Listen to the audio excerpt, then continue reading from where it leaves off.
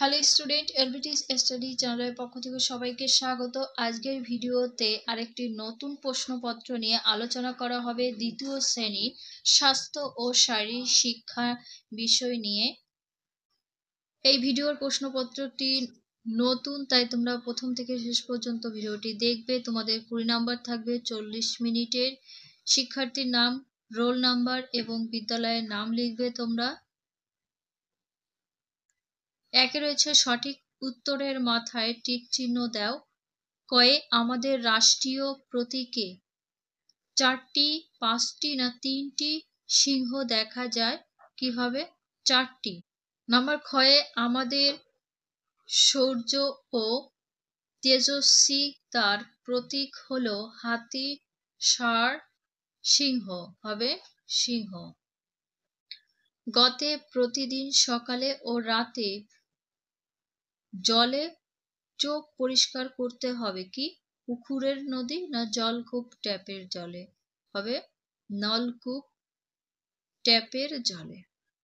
ঘদাগে রাতের বই পড়ার সময় পিছনে না সামনে এর থেকে যাতে যথেষ্ট আলো দরকার হয়? পিছন দিকের আলোটা যথেষ্ট দরকার। 2 রয়েছে সঠিক উত্তরের জন্য সত্য অথবা ভুল উত্তরের জন্য মিথ্যা লিখবে। কতে আছে আমাদের জাতীয় গীত বন্দে মাতরম, এই কথাটা মিথ্যা। ক্ষয়ে উষ্ণ গরম জলে চিনি দিয়ে গার্গেল করলে গলার সংক্রমণ হয় না, এটাও মিথ্যা হবে। গতে আছে দাঁত ভালো রাখার জন্য মাছ ও মাংস খাওয়া ভালো, এটা মিথ্যা হবে। দাঁত ভালো রাখার জন্য কি খেলে ভালো থাকে, এটা তোমরা আমাকে কমেন্ট বক্সে বলবে। তারপরে ঘয়ে রয়েছে চুলের রং করা চুলের স্বাস্থ্যের পক্ষে ক্ষতিকারক, এই কথাটা সত্য।